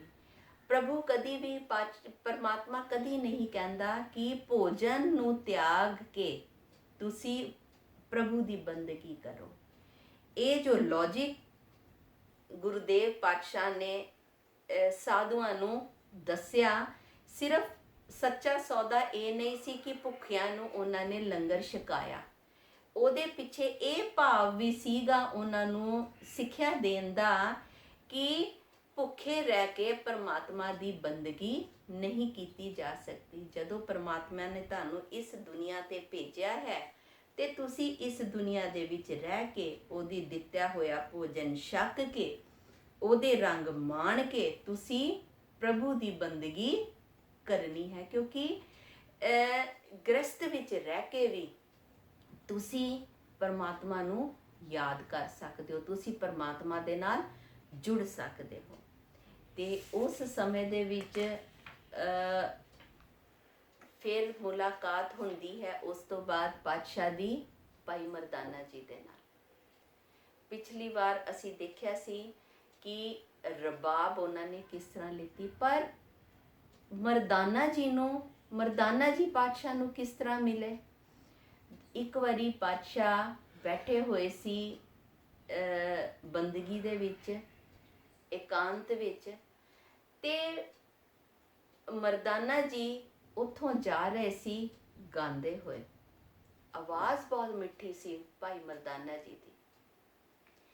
ਪਾਤਸ਼ਾਹ ਉਹਨਾਂ ਨੂੰ ਆਵਾਜ਼ ਦਿੰਦੇ ਨੇ ਕਿ ਭਾਈ ਇੱਧਰ ਆਓ, ਤੁਹਾਡਾ ਕੀ ਨਾਮ ਹੈ ਔਰ ਤੁਸੀਂ ਕੀ ਕਰਦੇ ਹੋ?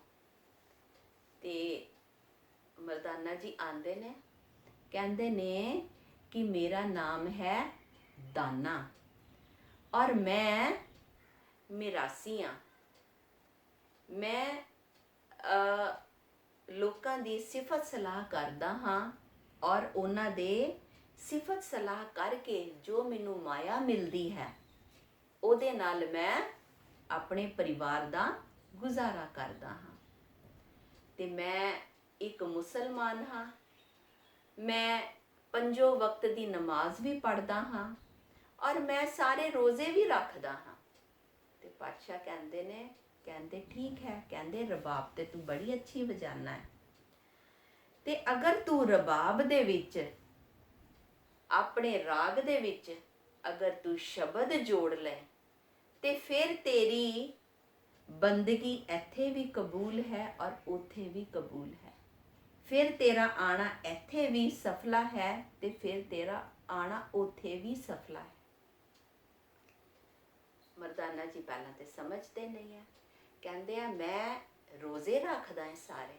ਤੇ ਪਾਤਸ਼ਾਹ ਪੁੱਛਦੇ ਨੇ, ਕਹਿੰਦੇ ਤੂੰ ਰੋਜ਼ੇ ਰੱਖਦਾ ਹੈ, ਤੂੰ ਕਿਹਦੇ ਵਾਸਤੇ ਰੋਜ਼ੇ ਰੱਖਦਾ ਹੈ? ਜਜਮਾਨ, ਮੈਂ ਖੁਦਾ ਵਾਸਤੇ ਰੋਜ਼ੇ ਰੱਖਦਾ, ਤੂੰ ਨਮਾਜ਼ ਵੀ ਪੜ੍ਹਦਾ ਹੈ ਪੰਜੋ ਵਕਤ ਦੀ? ਹਾਂਜੀ ਜਜਮਾਨ, ਮੈਂ ਪੰਜੋ ਵਕਤ ਦੀ ਨਮਾਜ਼ ਵੀ ਪੜ੍ਹਦਾ ਹਾਂ। ਤੂੰ ਕਿਹਦੀ ਨਮਾਜ਼ ਪੜ੍ਹਦਾ ਹੈ? ਮੈਂ ਖੁਦਾ ਦੀ ਨਮਾਜ਼ ਪੜ੍ਹਦਾ ਹੈ ਪਾਤਸ਼ਾਹ। ਤੇ ਜੋ ਤੂੰ ਨਮਾਜ਼ ਪੜ੍ਹਦਾ ਹੈ, ਕਿਆ ਤੈਨੂੰ ਸਮਝ ਆਉਂਦੀ ਹੈ? ਨਹੀਂ ਪਾਤਸ਼ਾਹ, ਮੈਨੂੰ ਜੋ ਮੈਂ ਨਮਾਜ਼ ਪੜ੍ਹਦਾ ਹਾਂ, ਮੈਨੂੰ ਉਹਦੀ ਇੰਨੀ ਸੋਝੀ ਨਹੀਂ। ਤੇ ਪਾਤਸ਼ਾਹ ਮਰਦਾਨਾ ਜੀ ਨੂੰ ਸਮਝਾਉਂਦੇ ਨੇ ਕਿ ਜੇ ਤੂੰ ਖੁਦਾ ਦੇ ਰੋਜ਼ੇ ਰੱਖਦਾ ਹੈ, ਤੂੰ ਰੋਜ਼ੇ ਖੁਦਾ ਵਾਸਤੇ ਰੱਖਦਾ ਹਾਂ, ਤੂੰ ਨਮਾਜ਼ ਖੁਦਾ ਵਾਸਤੇ ਪੜ੍ਹਦਾ ਹਾਂ, ਤੇ ਫਿਰ ਤੂੰ ਇਹ ਗਾਇਕੀ ਛੋੜ ਤੇ ਫਿਰ ਤੂੰ ਬੰਦਗੀ ਵੀ ਉਸ ਖੁਦਾ ਦੀ ਕਰ, ਤੂੰ ਸਿਫਤ ਸਲਾਹ ਵੀ ਉਸ ਖੁਦਾ ਦੀ ਕਰ ਜਿਸ ਕਰਕੇ ਤੇਰਾ ਆਣਾ ਇੱਥੇ ਸਫਲਾ ਹੋ ਜਾਏ, ਜਿਸ ਕਰਕੇ ਤੇਰੇ ਦੋਨੋਂ ਜਹਾਨ ਦੇ ਵਿੱਚ ਤੇਰੀ ਸਿਫਤ ਸਲਾਹ ਹੋਏ। ਉਹਨੂੰ ਭਾਈ ਮਰਦਾਨਾ ਜੀ ਨੂੰ ਗੱਲਾਂ ਬੜੀਆਂ ਅੱਛੀਆਂ ਲੱਗਦੀਆਂ ਨੇ। ਤੇ ਫਿਰ ਪਾਤਸ਼ਾਹ ਇੱਕ ਸ਼ਬਦ ਉਚਾਰਦੇ ਨੇ, ਇੱਕ ਸ਼ਬਦ ਗਾਇਨ ਕਰਦੇ ਨੇ। ਤੇ ਜਦੋਂ ਸ਼ਬਦ ਗਾਇਨ ਕਰਦੇ ਨੇ ਤੇ ਮਰਦਾਨਾ ਜੀ ਉਹਨਾਂ ਨੂੰ ਕੀ ਪੁੱਛਦੇ ਨੇ, ਜੋ ਤੂੰ ਗਾਵਤਾ ਹੈ ਕਿਆ ਯਹੀ ਬ੍ਰਹਮ ਹੈ? ਕਿ ਜੋ ਤੁਸੀਂ ਗੱਲਾਂ ਕਰ ਰਹੇ ਹੋ ਖੁਦਾ ਦੀ, ਬ੍ਰਹਮ ਦੀ, ਜੋ ਤੁਸੀਂ ਇਹ ਗਾ ਰਹੇ ਹੋ, ਕਿਆ ਇਹ ਉਹੀ ਬ੍ਰਹਮ ਹੈ? ਤੇ ਪਾਤਸ਼ਾਹ ਉਹਨਾਂ ਨੂੰ ਸਮਝਾਉਂਦੇ ਨੇ, ਕਹਿੰਦੇ ਨੇ ਕਿ ਮੈਂ ਗਾਵਾਂਗਾ, ਤੂੰ ਮੇਰੇ ਨਾਲ ਰਬਾਬ ਵਜਾ ਤੇ ਅਸੀਂ ਫਿਰ ਖੁਦਾ ਦੀ ਸਿਫਤ ਸਲਾਹ ਕਰਕੇ ਅਸੀਂ ਖੁਦਾ ਦੇ ਦਰਸ਼ਨ ਕਰਾਂਗੇ। ਤੇ ਉਹ ਕਹਿੰਦਾ ਹੈ, ਮਰਦਾਨਾ ਜੀ ਕਹਿੰਦੇ ਨੇ, ਸਤ ਬਚਨ ਪਾਤਸ਼ਾਹ। ਫਿਰ ਉਹਨਾਂ ਨੂੰ ਪੁੱਛਦੇ ਨੇ ਕਿ ਪਾਤਸ਼ਾਹ ਮੈਨੂੰ ਕੁਝ ਉਪਦੇਸ਼ ਦਿਓ। ਤੇ ਫਿਰ ਪਾਤਸ਼ਾਹ ਮਰਦਾਨਾ ਜੀ ਨੂੰ ਉਪਦੇਸ਼ ਕੀ ਦਿੰਦੇ ਨੇ? ਕਹਿੰਦੇ ਨੇ, ਦਾਨਿਆ, ਜੇ ਤੂੰ ਖੁਦਾ ਦੀ ਸਿਫਤ ਸਲਾਹ ਕਰੇਗਾ ਤੇ ਤੂੰ ਦਾਨੇ ਤੋਂ ਮਰਦਾਨਾ ਬਣ ਜਾਏਗਾ ਔਰ ਤੇਰੇ 'ਚ ਸੂਰਬੀਰਤਾ ਵੀ ਆਏਗੀ। ਔਰ ਫਿਰ ਉਹਨਾਂ ਨੂੰ 3 ਬਚਨ ਕਹਿੰਦੇ ਨੇ। ਉਹਨਾਂ ਨੂੰ ਕਹਿੰਦੇ ਨੇ, ਪਹਿਲੀ ਗੱਲ, ਤੁਸੀਂ ਰਾਤ ਦੇ 1 ਪਹਿਰ ਰਹਿੰਦਿਆਂ ਇਸ਼ਨਾਨ ਕਰਨਾ ਹੈ ਔਰ ਖੁਦਾ ਦੀ ਬੰਦਗੀ ਕਰਨੀ ਹੈ। 7 ਬਚਨ ਪਾਤਸ਼ਾਹ। ਦੂਸਰਾ ਉਹਨਾਂ ਨੂੰ ਉਪਦੇਸ਼ ਦਿੰਦੇ ਨੇ ਪਾਤਸ਼ਾਹ ਗੁਰਦੇਵ, ਉਹਨਾਂ ਨੂੰ ਕਹਿੰਦੇ ਨੇ ਕਿ ਤੁਸੀਂ ਆਪਣੇ ਕੇਸ਼ ਅੱਜ ਤੋਂ ਬਾਅਦ ਨਹੀਂ ਕੱਟਣੇ। ਤੇ ਤੀਸਰਾ ਬਚਨ ਮਰਦਾਨਾ ਜੀ ਨੂੰ ਪਾਤਸ਼ਾਹ ਕਰਦੇ ਨੇ ਕਿ ਅੱਜ ਤੋਂ ਬਾਅਦ ਕੋਈ ਵੀ ਭੁੱਖਾ, ਦੀਨ, ਦੁਖੀ, ਲੋੜਵੰਦ ਤੁਹਾਡੇ ਦਰ ਤੇ ਆਏ ਤੇ ਤੁਸੀਂ ਉਹਨਾਂ ਦੀ ਲੋੜ ਮੁਤਾਬਿਕ ਉਹਨਾਂ ਦੀ ਮਦਦ ਕਰਨੀ ਹੈ। ਆਪਣੇ ਦਰ ਤੋਂ ਉਹਨਾਂ ਨੂੰ ਕਦੀ ਵੀ ਖਾਲੀ ਨਹੀਂ ਭੇਜਣਾ ਹੈ। ਤੇ ਮਰਦਾਨਾ ਜੀ 7 ਬਚਨ ਕਹਿੰਦੇ ਨੇ ਔਰ ਫਿਰ ਉਹਨਾਂ ਨੂੰ ਕਹਿੰਦੇ ਨੇ ਕਿ ਮਰਦਾਨਾ, ਤੁਸੀਂ ਮੇਰੇ ਨਾਲ ਚੱਲੋ।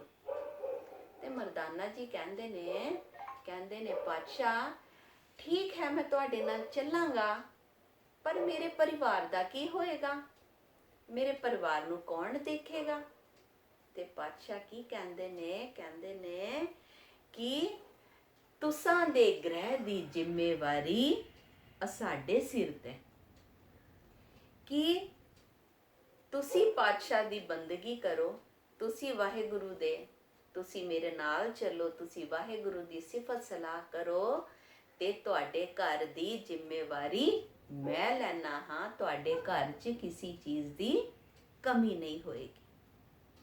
ਤੇ ਜਦੋਂ ਪਾਤਸ਼ਾਹ ਬਾਣੀ ਉਚਾਰਦੇ ਤੇ ਮਰਦਾਨਿਆਂ ਨੂੰ ਕੀ ਕਹਿੰਦੇ ਕਿ ਮਰਦਾਨਿਆ, ਰਬਾਬ ਛੇੜ, ਬਾਣੀ ਆਈ ਹੈ ਔਰ ਬਾਣੀ ਦੇ ਵਿੱਚ ਉਹ ਜਦੋਂ ਪ੍ਰਭੂ ਦੀ ਸਿਫਤ ਸਲਾਹ ਕਰਦੇ ਤੇ ਉਹਨਾਂ ਨੂੰ ਫਿਰ ਖੁਦਾ ਦੇ ਦਰਸ਼ਨ ਹੁੰਦੇ। ਤੇ ਭਾਈ ਮਰਦਾਨਾ ਜੀ ਦਾ ਸਾਥ ਪਾਤਸ਼ਾਹ ਦੇ ਨਾਲ 50 ਸਾਲ ਦਾ ਰਿਹਾ। ਰਬਾਬ ਇੰਨੀ ਅੱਛੀ ਵਜਾਉਂਦੇ ਸੀ। ਰਬਾਬ ਪਿਛਲੀ ਵਾਰ ਅਸੀਂ ਜਦੋਂ ਰਬਾਬ ਦੀ ਅਸੀਂ ਸਾਖੀ ਕੀਤੀ, ਉਦੋਂ ਮੈਂ ਕਿਹਾ ਸੀ, ਉਦੋਂ ਸਾਖੀ ਦੇ ਵਿੱਚ ਦੱਸਿਆ ਸੀ ਕਿ ਜਦੋਂ ਪਾਤਸ਼ਾਹ ਨੇ ਕਿਹਾ ਰਬਾਬ ਛੇੜ, ਤੇ ਮਰਦਾਨਾ ਜੀ ਨੇ ਕਿਹਾ ਕਿ ਪਾਤਸ਼ਾਹ ਮੈਨੂੰ ਰਬਾਬ ਵਜਾਣੀ ਤੇ ਆਂਦੀ ਨਹੀਂ। ਉਸ ਦਾ ਭਾਵ ਕੀ ਸੀ ਕਿ ਰਬਾਬ ਤੇ ਮਰਦਾਨਾ ਜੀ ਪਹਿਲਾਂ ਵਜਾਉਂਦੇ ਹੁੰਦੇ ਸੀ, ਕਿਉਂਕਿ ਉਹ ਮਿਰਾਸੀ ਸੀਗੇ। ਉਹਨਾਂ ਦਾ ਕੰਮ ਸੀ ਜਿਹੜੇ ਅਮੀਰ ਲੋਕਾਂ ਦੇ ਘਰ ਜਾਣਾ, ਉਹਨਾਂ ਦੇ ਵੱਡੇ ਵਡੇਰਿਆਂ ਦੀ ਸਿਫਤ ਸਲਾਹ ਕਰਨੀ ਔਰ ਗਾਣਾ, ਸਿਫਤ ਸਲਾਹ ਗਾ ਕੇ ਸੁਣਾਣੀ, ਔਰ ਉਹਦੇ ਬਦਲੇ ਉਹਨਾਂ ਨੂੰ ਮਾਇਆ ਮਿਲਦੀ ਹੁੰਦੀ ਸੀ। ਪਰ ਜਦੋਂ ਮਰਦਾਨਾ ਜੀ ਨੇ ਕਿਹਾ ਪਾਤਸ਼ਾਹ ਨੂੰ ਕਿ ਪਾਤਸ਼ਾਹ ਮੈਨੂੰ ਰਬਾਬ ਵਜਾਣੀ ਨਹੀਂ ਆਉਂਦੀ, ਤੇ ਇਹਦਾ ਭਾਵ ਸੀ ਕਿ ਜੋ ਤੁਸੀਂ ਕੀਰਤਨ, ਜੋ ਤੁਸੀਂ ਪ੍ਰਭੂ ਦਾ ਗਾਇਨ ਕਰਦੇ ਹੋ, ਜੋ ਤੁਸੀਂ ਬੰਦਗੀ ਕਰਦੇ ਹੋ, ਮੈਨੂੰ ਉਹ ਵਜਾਣਾ ਨਹੀਂ ਆਉਂਦਾ। ਤੇ ਮਰਦਾਨਾ ਜੀ ਨੂੰ ਕੀਰਤਨ ਦੀ ਦਾਤ ਦਿੱਤੀ ਸਤਿਗੁਰਾਂ ਨੇ। ਐਨੀ ਸੁੰਦਰ, ਐਨੀ ਮਧੁਰ ਰਬਾਬ ਮਰਦਾਨਾ ਜੀ ਵਜਾਉਂਦੇ ਹੁੰਦੇ ਸੀ ਕਿ ਇੱਕ ਵਾਰੀ ਮਰਦਾਨਾ ਜੀ ਰਬਾਬ ਵਜਾ ਰਹੇ ਸੀ ਔਰ ਪਾਤਸ਼ਾਹ ਸ਼ਬਦ ਪੜ੍ਹ ਰਹੇ ਸੀ ਕਿ ਮਰਦਾਨਾ ਜੀ ਦਾ ਇੱਕ ਕੋਈ ਦੂਰ ਦਾ ਭਰਾ, ਉਹਦੇ ਇਤਿਹਾਸ 'ਚ ਲਿਖਿਆ ਹੈ ਮਾਸੀ ਦਾ ਮੁੰਡਾ, ਉਹ ਆਇਆ, ਨਾਮ ਸੀ ਦਾਲਾ। ਤੇ ਜਦੋਂ ਸ਼ਬਦ ਸਮਾਪਤ ਹੋ ਗਿਆ ਤੇ ਉਹ ਕੀ ਕਹਿੰਦਾ, ਦਾਲਾ ਕੀ ਕਹਿੰਦੇ ਨੇ ਸ਼ਬਦ ਦਾ ਕੋਈ ਸਬਾਬ ਨਹੀਂ।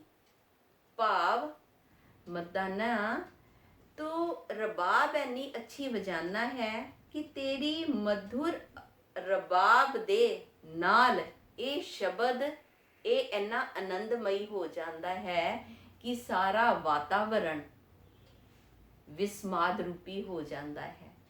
ਕਿਉਂਕਿ ਜਦੋਂ ਪਾਤਸ਼ਾਹ ਬਾਣੀ ਪੜ੍ਹਦੇ ਸੀ, ਮਰਦਾਨਾ ਜੀ ਰਬਾਬ ਵਜਾਉਂਦੇ ਸੀ, ਔਰ ਜਦੋਂ ਬਾਣੀ ਪੜ੍ਹੀ ਜਾਂਦੀ ਸੀ, ਉਦੋਂ ਸਾਰਾ ਵਾਤਾਵਰਣ ਇੰਨਾ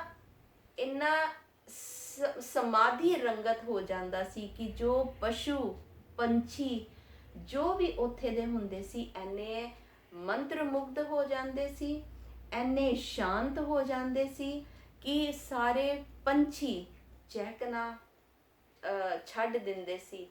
ਸਾਰੇ ਪਸ਼ੂ ਚੁੱਪ ਹੋ ਕੇ, ਸ਼ਾਂਤ ਹੋ ਕੇ ਉਹ ਬਾਣੀ ਦੇ ਵਿੱਚ ਲੀਨ ਹੋ ਜਾਂਦੇ ਸੀ। ਜੋ ਵੀ ਬਾਣੀ ਸੁਣਦਾ ਸੀ ਉਹ ਇੰਨਾ ਲੀਨ ਹੋ ਜਾਂਦਾ ਸੀ, ਪ੍ਰਭੂ ਦੇ ਨਾਲ ਜੁੜ ਜਾਂਦਾ ਸੀ। ਤੇ ਦਾਲਾ ਕੀ ਕਹਿੰਦਾ ਹੈ ਕਿ ਮਰਦਾਨਾ ਤੂੰ ਰਬਾਬ ਇੰਨੀ ਅੱਛੀ ਵਜਾਨਾ ਹੈ ਕਿ ਤੇਰੀ ਰਬਾਬ ਦੇ ਕਰਕੇ ਇਹ ਸਾਰਾ ਵਾਤਾਵਰਣ ਇੰਨਾ ਸੁੰਦਰ, ਇੰਨਾ ਮਧੁਰ ਹੋ ਜਾਂਦਾ ਹੈ, ਇੰਨਾ ਅਨੁਪਮ ਹੋ ਜਾਂਦਾ ਹੈ। ਕਿਉਂ ਉਹਦੇ ਕਹਿਣ ਦਾ ਭਾਵ ਸੀ ਕਿ ਸ਼ਬਦ ਦਾ ਇਹਦੇ ਵਿੱਚ ਕੋਈ ਮੁੱਖ ਰੋਲ ਨਹੀਂ ਹੈ। ਜਦੋਂ ਪਾਤਸ਼ਾਹ ਇਹ ਗੱਲ ਸੁਣਦੇ ਨੇ ਤੇ ਪਾਤਸ਼ਾਹ ਦਾਲੇ ਨੂੰ ਕੀ ਕਹਿੰਦੇ ਆ, ਦਾਲੇ ਰਬਾਬ ਤੇ ਤੂੰ ਵੀ ਵਜਾਨਾ ਹੈ ਤੇ ਤੂੰ ਵੀ ਮਰਾਸੀ, ਤੇ ਚੱਲ ਤੂੰ ਰਬਾਬ ਵਜਾ। ਤੇ ਦਾਲਾ ਰਬਾਬ ਵਜਾਉਂਦਾ ਹੈ, ਪਰ ਉਹ ਫਿਰ ਵਾਤਾਵਰਣ ਨਹੀਂ ਬਣਦਾ। ਤੇ ਪਾਤਸ਼ਾਹ ਉਹਨਾਂ ਫਿਰ ਕੀ ਕਹਿੰਦੇ ਨੇ ਸਤਿਗੁਰੂ ਨਾਨਕ ਤਬ ਕਹਾ ਤੁਮੇ ਮਾਨ ਅਬ ਕੀ, ਮਾਨ ਸਹਿਤ ਕਲਿਆਣ ਨਾਹੀ, ਕੋਟ ਜਤਨ ਲਖ ਕੀਨ। ਕਿ ਦਾਲਿਆ ਤੈਨੂੰ ਮਾਣ ਹੋ ਗਿਆ ਹੈ, ਆਪਣੇ ਗੁਣ ਤੇ ਮਾਣ ਨਹੀਂ ਕਰਨਾ। ਕਿਉਂਕਿ ਜਦੋਂ ਅਸੀਂ ਬਾਣੀ ਵੀ ਪੜ੍ਹਦੇ ਹਾਂ, ਅਗਰ ਸਾਨੂੰ ਹੰਕਾਰ ਵੀ ਆ ਜਾਂਦਾ ਹੈ ਤੇ ਸਾਡੀ ਉਹ ਬਾਣੀ ਵੀ ਪ੍ਰਵਾਨ ਨਹੀਂ ਹੁੰਦੀ। ਸਾਨੂੰ ਪਾਤਸ਼ਾਹ ਨੇ ਨਮਰ ਹੋਣਾ ਸਿਖਾਇਆ ਹੈ, ਬਾਣੀ ਦੇ ਨਾਲ ਜੁੜਨਾ ਸਿਖਾਇਆ ਹੈ, ਤੇ ਬਾਣੀ ਦੇ ਨਾਲ ਜੁੜ ਕੇ ਪਰਮਾਤਮਾ ਦੇ ਦਰਸ਼ਨ ਕਰਨ ਵਾਸਤੇ ਸਾਨੂੰ ਪ੍ਰੇਰਿਤ ਕੀਤਾ ਹੈ। ਤੇ ਸੰਗਤ ਜੀ, ਇੰਨੀ ਕੁ ਅੱਜ ਪ੍ਰਵਾਨ ਕਰਨਾ ਸਾਖੀ ਤੇ ਹੋਰ ਵੀ ਬਹੁਤ ਅੱਗੇ ਹੈ, ਲੇਕਿਨ ਫਿਰ ਸਮੇਂ ਹੋ ਜਾਂਦਾ ਹੈ, ਮੈਂ ਬਹੁਤ ਜ਼ਿਆਦਾ ਸਮੇਂ ਲੈ ਲੈਂਦੀ ਹਾਂ। ਤੇ ਇਸ ਤੋਂ ਅੱਗੇ ਦੀ ਸਾਖੀ ਮਰਦਾਨਾ ਜੀ ਦੇ ਨਾਲ ਹੋਰ ਕੀ ਵਾਰਤਾਲਾਪ ਹੁੰਦੀ ਹੈ ਪਾਤਸ਼ਾਹ ਦੀ, ਕਿਹੜੀਆਂ ਕਿਹੜੀਆਂ ਗੱਲਾਂ ਹੁੰਦੀਆਂ ਨੇ, ਬਹੁਤ ਸਾਰੀਆਂ ਗੱਲਾਂ ਨੇ, ਇਹ ਅਸੀਂ ਅਗਲੀ ਵਾਰ ਕਰਾਂਗੇ। ਅੱਜ ਦੀ ਇੰਨੀ ਕੁ ਸੇਵਾ ਪ੍ਰਵਾਨ ਕਰਨਾ। ਤੇ ਆਓ ਸੰਗਤ ਜੀ ਅਸੀਂ ਵੀ ਪਾਤਸ਼ਾਹ ਦੇ ਅੱਗੇ ਇਹ ਅਰਦਾਸ ਕਰੀਏ ਕਿ ਪਾਤਸ਼ਾਹ, ਜੋ ਭਰਮਾਂ ਤੋਂ ਤੁਸੀਂ ਸਾਨੂੰ ਕੱਢਣਾ ਚਾਹੁੰਦੇ ਸੀ, ਕਿਉਂਕਿ ਜੋ ਅੱਜ ਦਾ ਸ਼ਬਦ ਹੈ, ਜਦੋਂ ਇਹ ਰਸਮ ਹੋ ਰਹੀ ਸੀ ਜਨੇਊ ਦੀ, ਤੇ ਪਾਤਸ਼ਾਹ ਨੇ ਕੀ ਉੱਥੇ ਇਹ ਵਾਲਾ ਸ਼ਬਦ ਉਚਾਰਿਆ ਪੰਡਿਤ ਨੂੰ ਕਿ ਇਹ ਜਨੇਊ ਜੀ ਕਾ ਹਈ ਤਾਂ ਪਾਂਡੇ ਕੱਤ, ਕਿ ਹੈ ਪੰਡਿਤ, ਅਗਰ ਤੇਰੇ ਕੋ ਇਹੋ ਜਿਹਾ ਜਨੇਊ ਹੈ ਤੇ ਤੂੰ ਮੈਨੂੰ ਪਾ। ਕਿਸ ਤਰ੍ਹਾਂ ਦਾ ਜਨੇਊ? ਦਇਆ ਕਪਾ ਸੰਤੋਖ ਸੂਤ, ਕਿ ਹੈ ਪੰਡਿਤ, ਜੇ ਤੇਰੇ ਕੋ ਇਹੋ ਜਿਹਾ ਜਨੇਊ ਹੈ, ਜੋ ਜਨੇਊ ਦਇਆ ਦੇ ਕਪਾਹ ਦਾ ਬਣਿਆ ਹੋਵੇ ਔਰ ਉਹਦੇ ਵਿੱਚ ਸੰਤੋਖ ਦਾ ਸੂਤ ਲੱਗਿਆ ਹੋਵੇ, ਕੱਤਿਆ ਹੋਵੇ, ਔਰ ਉਹਦੇ ਵਿੱਚ ਗੰਢਾਂ ਜੱਤ ਦੀਆਂ ਦਿੱਤੀਆਂ ਹੋਣ, ਔਰ ਇਹੋ ਜਿਹਾ ਜਨੇਊ ਪਾਣ ਦੇ ਨਾਲ, ਔਰ ਜਿਸ ਜਨੇਊ ਦੇ ਪਾਣ ਦੇ ਨਾਲ ਉਹਦੀ ਆਤਮਾ, ਉਹਦਾ ਆਚਰਣ ਇੰਨਾ ਉੱਚਾ ਔਰ ਸੁੱਚਾ ਹੋ ਜਾਏ। हे ਪੰਡਤ, ਅਗਰ ਤੇਰੇ ਕੋਲ ਇਹੋ ਜਿਹਾ ਜਨੇਊ ਹੈ ਤਾਂ ਤੂੰ ਮੈਨੂੰ ਇਹੋ ਜਿਹਾ ਜਨੇਊ ਪਾ। ਇਹ ਜਨੇਊ ਜੀ ਕਾ ਹਈ ਤਾਂ ਪਾਂਡੇ ਕੱਤ। ਸਾਨੂੰ ਪਾਤਸ਼ਾਹ ਪੰਡਤ ਨੂੰ ਕੀ ਸਿੱਖਿਆ ਦਿੰਦੇ ਨੇ ਕਿ ਅਗਰ ਤੇਰੇ ਕੋਲ ਇਹੋ ਜਿਹਾ ਜਨੇਊ ਹੈ ਤੇ ਤਾਂ ਮੈਂ ਉਹ ਜਨੇਊ ਉਹ ਧਾਰਨ ਕਰ ਲਵਾਂਗਾ। ਔਰ ਉਹਨਾਂ ਨੇ ਸਿਖਾਇਆ, ਉਹਨਾਂ ਨੇ ਸਿੱਖਿਆ ਦਿੱਤੀ ਕਿ ਇਹ ਕੋਈ ਸੂਤ ਦਾ ਜਨੇਊ ਪਾ ਕੇ ਕੋਈ ਉੱਚਾ ਸੁੱਚਾ ਨਹੀਂ ਹੋ ਜਾਂਦਾ। ਇਹ ਸਾਨੂੰ ਆਪਣੇ ਮਨ ਨੂੰ ਜਨੇਊ ਪਾਣਾ ਪਏਗਾ, ਆਪਣੇ ਮਨ ਨੂੰ ਪੱਕਾ ਕਰਨਾ ਪਏਗਾ ਕਿ ਸਾਨੂੰ ਕੋਈ ਮਾੜੇ ਕੰਮ ਨਹੀਂ ਕਰਨੇ, ਸਾਨੂੰ ਆਪਣਾ ਆਚਰਣ ਉੱਚਾ ਔਰ ਸੁੱਚਾ ਬਣਾਉਣਾ ਹੈ। ਕਿਸ ਤਰ੍ਹਾਂ? ਸ਼ਬਦ ਦੇ ਨਾਲ ਜੁੜ ਕੇ, ਚੰਗੇ ਕੰਮ ਕਰਕੇ, ਕ੍ਰਿਤ ਕਰਕੇ, ਵੰਡ ਕੇ ਖਾਣਾ, ਵੰਡ ਕੇ ਛਕਣਾ, ਕਿਰਤ ਕਰਨੀ, ਜੋ ਸਾਨੂੰ ਪਾਤਸ਼ਾਹ ਨੇ ਉਪਦੇਸ਼ ਦਿੱਤੇ ਨੇ, ਔਰ ਉਹ ਆਪਣੇ ਜੀਵਨ 'ਚ ਧਾਰਨ ਕਰਕੇ ਸਾਨੂੰ ਆਪਣਾ ਆਪ ਉੱਚਾ ਸੁੱਚਾ ਬਣਾਉਣਾ ਹੈ, ਨਾ ਕਿ ਆਪਣਾ ਇਹ ਧਾਗੇ ਦਾ ਜਨੇਊ ਪਾ ਕੇ। ਤੇ ਪਾਤਸ਼ਾਹ ਪੰਡਿਤ ਨੂੰ ਇਹ ਸਮਝਾ ਰਹੇ ਨੇ, ਕਹਿੰਦੇ ਨੇ, ਨਾ ਇਹ ਟੁੱਟੇ ਨਾ ਮਲ ਲੱਗੇ, ਨਾ ਇਹ ਜਲੇ ਨਾ ਜਾਏ, ਕਿ ਇਹ ਜਿਹੜਾ ਜਨੇਊ ਹੈ ਤੂੰ ਮੈਨੂੰ ਇਹੋ ਜਿਹਾ ਜਨੇਊ ਪਾ ਕਿ ਨਾ ਉਹ ਟੁੱਟੇ, ਨਾ ਉਹ ਗੰਦਾ ਹੋਏ, ਨਾ ਉਹ ਸੜੇ, ਤੇ ਨਾ ਉਹ ਕਿਤੇ ਗਵਾਚੇ, ਕਿ ਅਗਰ ਇਹ ਇਹੋ ਜਿਹਾ ਜਨੇਊ ਤੇਰੇ ਕੋਲ ਹੈ ਤੇ ਤੂੰ ਉਹ ਮੈਨੂੰ ਪਾ। ਔਰ ਜੇ ਉਹ ਜੀ ਦਾ ਜਨੇਊ ਜੋ ਪਾਤਸ਼ਾਹ ਨੇ ਸਾਨੂੰ ਦੱਸਿਆ ਹੈ ਕਿ ਸੰਤੋਖ ਦਾ, ਦਇਆ ਦਾ, ਇਹੋ ਜਿਹਾ ਅਗਰ ਕੋਈ ਜਨੇਊ ਹੈ ਤੇ ਉਹ ਤੂੰ ਮੈਨੂੰ ਦੱਸ। ਤੇ ਪਾਤਸ਼ਾਹ ਕੇ ਕੀ ਕਹਿੰਦੇ ਨੇ, ਧਨ ਸੋ ਮਾਨਸ ਨਾਨਕਾ ਜੋ ਗੱਲ ਚੱਲੇ ਪਾਏ, ਕਿ ਉਹ ਮਨੁੱਖ ਧਨ ਹੈ ਜੋ ਇਹੋ ਜਿਹਾ ਜਨੇਊ ਪਾਉਂਦਾ ਹੈ, ਜੋ ਇਹੋ ਜਿਹਾ ਜਨੇਊ ਆਪਣੇ ਆਤਮਾ ਨੂੰ ਪਾਉਂਦਾ ਹੈ ਔਰ ਆਪਣੇ ਆਤਮਾ ਨੂੰ ਉੱਚਾ ਔਰ ਸੁੱਚਾ ਕਰਦਾ ਹੈ, ਉਹ ਮਨੁੱਖ ਧਨ ਹੈ। ਚੌਕੜ ਮੁੱਲ ਅਣਾਈਆ ਬਹਿ ਚੌਕੇ ਪਾਇਆ। ਇਹ ਧਾਗਾ ਕਿੱਥੋਂ ਖਰੀਦਿਆ ਜਾਂਦਾ ਸੀ? ਕੁਝ ਪੈਸੇ ਦੇ ਕੇ ਧਾਗਾ ਖਰੀਦਿਆ ਜਾਂਦਾ ਸੀ, ਔਰ ਪੰਡਤ ਉਹਨੂੰ ਵੱਟ ਕੇ ਚੌਂਕੀ ਤੇ ਬਹਿ ਕੇ ਰਸਮਾਂ ਪੂਰੀਆਂ ਕਰਕੇ ਇਹ ਜਨੇਊ ਮਨੁੱਖ ਨੂੰ ਧਾਰਨ ਕਰਾਉਂਦਾ ਸੀ। ਤੇ ਉਹ ਪਾਤਸ਼ਾਹ ਕਹਿੰਦੇ ਨੇ, ਕਹਿੰਦੇ ਇਹ ਕੀ ਹੈ ਜਿਹੜਾ ਕੁਝ ਪੈਸਿਆਂ ਦੇ ਨਾਲ ਸੂਤ ਖਰੀਦਿਆ ਜਾਂਦਾ ਹੈ, ਬਣਾਇਆ ਜਾਂਦਾ ਹੈ, ਤੇ ਇਹਨੂੰ ਦੂਸਰੇ ਨੂੰ ਧਾਰਨ ਕਰਾਇਆ ਜਾਂਦਾ ਹੈ। ਤੇ ਫਿਰ ਕੀ ਹੁੰਦਾ? ਸਿੱਖਾ ਕੰਨ ਚੜਾਈਆਂ ਗੁਰੂ ਬ੍ਰਾਹਮਣ ਥੀ, ਔਰ ਕੰਨ ਵਿੱਚ ਮੰਤਰ ਪੜ੍ਹ ਕੇ ਕਿਹਾ ਜਾਂਦਾ ਹੈ ਕਿ ਅੱਜ ਤੋਂ ਤੂੰ ਮੇਰਾ ਚੇਲਾ ਔਰ ਮੈਂ ਤੇਰਾ ਗੁਰੂ। ਉਹ ਕਹਿੰਦੇ ਨੇ ਪਾਤਸ਼ਾਹ ਕਿ ਇਹੋ ਜਿਹਾ ਇਹ ਕਰਮ ਕਾਂਡਾਂ ਤੋਂ ਉਹਨਾਂ ਨੇ ਸਾਨੂੰ ਕੱਢਿਆ, ਉਹਨਾਂ ਨੂੰ ਪੰਡਤਾਂ ਨੂੰ ਵੀ ਉਹਨਾਂ ਨੇ ਸਿੱਖਿਆ ਦਿੱਤੀ। ਉਹ ਮੁੱਲਾ ਉਹ ਝੜ ਪਿਆ ਵੇ ਤਾਗਾ ਗਿਆ। ਕਹਿੰਦੇ ਜਿਹੜੇ ਇਹ ਵਾਲਾ ਹੈ, ਇਹ ਜਦੋਂ ਮਨੁੱਖ ਇਸ ਦੁਨੀਆ ਤੋਂ ਚਲਾ ਜਾਂਦਾ ਹੈ, ਉਹਨੂੰ ਜਦੋਂ ਸਾੜਿਆ ਜਾਂਦਾ ਹੈ ਤੇ ਇਹ ਤੇ ਜਨੇਊ ਫਿਰ ਇੱਥੇ ਹੀ ਸੜ ਜਾਂਦਾ ਹੈ, ਇੱਥੇ ਹੀ ਗਿਰ ਜਾਂਦਾ ਹੈ, ਇੱਥੇ ਹੀ ਖਤਮ ਹੋ ਜਾਂਦਾ ਹੈ। ਤੇ ਉਹਨਾਂ ਨੇ ਸਮਝਾਇਆ ਕਿ ਮਨੁੱਖ ਨੂੰ ਆਪਣੇ ਮਨ ਤੇ ਕਾਬੂ ਪਾਣਾ ਹੈ, ਆਪਣੇ ਮਨ ਨੂੰ ਜਨੇਊ ਪਾਣਾ ਹੈ। ਪਾਤਸ਼ਾਹ ਨੇ ਸਾਨੂੰ ਬਾਣੀ 'ਚ ਇਹੀ ਦੱਸਿਆ ਹੈ ਕਿ ਮਨ ਤੂੰ ਜੋਤ ਸਰੂਪ ਹੈ, ਆਪਣਾ ਮੂਲ ਪਛਾਣ, ਕਿ ਸਾਨੂੰ ਆਪਣੇ ਮਨ ਨੂੰ ਹੀ ਕਾਬੂ ਕਰਨਾ ਹੈ, ਆਪਣੇ ਮਨ ਨੂੰ, ਆਪਣੀ ਇੰਦਰੀਆਂ ਨੂੰ ਕਾਬੂ ਕਰਕੇ ਪਰਮਾਤਮਾ ਦੇ ਚਰਨਾਂ 'ਚ ਜੋੜਨਾ ਹੈ, ਪਰਮਾਤਮਾ ਦੀ ਸਿਫਤ ਸਲਾਹ ਕਰਨੀ ਹੈ। ਤੇ ਐਨੀ ਜੀ ਸੇਵਾ ਸੰਗਤ ਜੀ ਪ੍ਰਵਾਨ ਕਰਨਾ।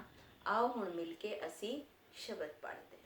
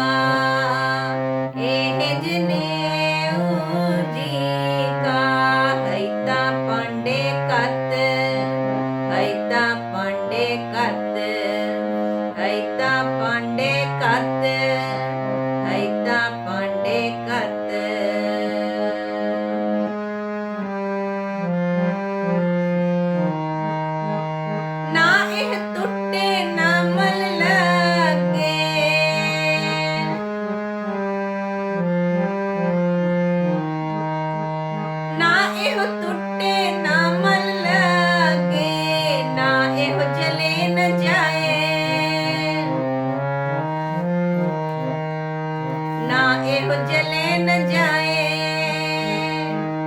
ਤਨ ਸੁਮਾਨਸ ਨਾਨਕਾ,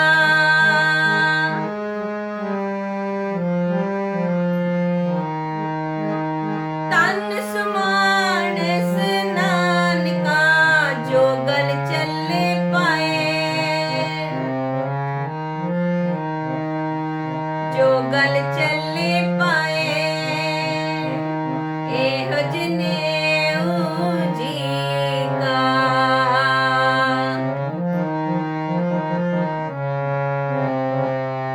ਇਹੋ ਜਨੇਊ ਜੀ ਕਾ, ਹਈਤਾ ਪਾਂਡੇ ਕਤ, ਹਈਤਾ ਪਾਂਡੇ ਕਤ, ਹਈਤਾ ਪਾਂਡੇ ਕਤ, ਹਈਤਾ ਪਾਂਡੇ ਕਤ।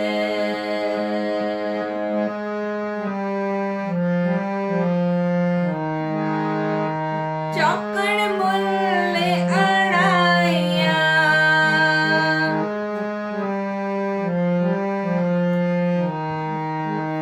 ਚੌਕਣ ਮੁੱਲ ਅੜਾਈਆ, ਬਹਿ ਚੌਕੇ ਪਾਇਆ। ਬਹਿ ਚੌਕੇ ਪਾਇਆ, ਸਿੱਖਾ ਕੰਨ ਚੜਾਇਆ।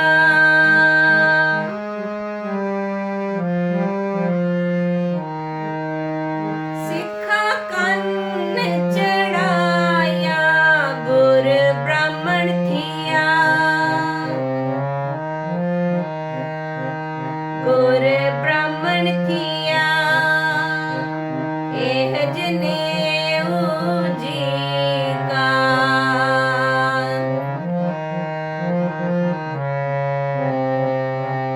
ਇਹ ਜਨੇਊ ਜੀ ਕਾ, ਹਈਤਾ ਪਾਂਡੇ ਕਤ, ਹਈਤਾ ਪਾਂਡੇ ਕਤ, ਹਈਤਾ ਪਾਂਡੇ ਕਤ, ਹਈਤਾ ਪਾਂਡੇ ਕਤ।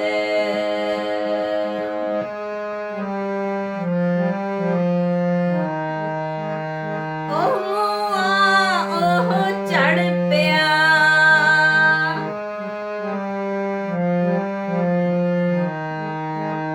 ਉਹ ਮੂਆ ਉਹ ਚੜ ਪਿਆ, ਵੇ ਤੱਕ ਗਿਆ।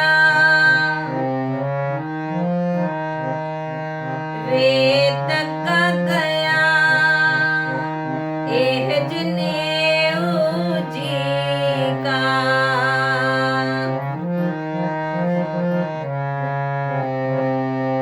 ਇਹ ਜਨੇਊ ਜੀ ਕਾ, ਹਈਤਾ ਪਾਂਡੇ ਕਤ, ਹਈਤਾ ਪਾਂਡੇ ਕਤ, ਹਈਤਾ ਪਾਂਡੇ ਕਤ, ਹਈਤਾ ਪਾਂਡੇ ਕਤ। ਇਹ ਜਨੇਊ ਜੀ ਕਾ, ਇਹ ਜਨੇਊ ਜੀ ਕਾ, ਹਈਤਾ ਪਾਂਡੇ ਕਤ, ਹਈਤਾ ਪਾਂਡੇ ਕਤ, ਹਈਤਾ ਪਾਂਡੇ ਕਤ, ਹਈਤਾ ਪਾਂਡੇ ਕਤ, ਹਈਤਾ ਪਾਂਡੇ ਕਤ, ਹਈਤਾ ਪਾਂਡੇ ਕਤ। ਸਲੋਕ। ਪਵਨ ਗੁਰੂ ਪਾਣੀ ਪਿਤਾ, ਮਾਤਾ ਤਰਤ ਮਹਤ। ਦਿਵਸ ਰਾਤ ਦੋਈ ਦਾਈ ਦਾਇਆ, ਖੇਲੇ ਸਗਲੇ ਜਗਤ। ਚੰਗਿਆਈਆਂ ਬੁਰਿਆਈਆਂ, ਵਾਚੇ ਧਰਮ ਹਦੂਰ।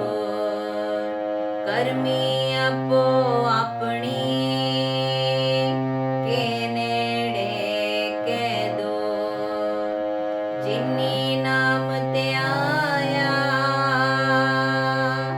ਜਿਨੀ ਨਾਮ ਧਿਆਇਆ, ਗਏ ਮੁਸ਼ਕਤ ਕਾਲ। ਨਾਨਕ ਤੇ ਮੁਖ ਉਜਲੇ, ਕੀਤੀ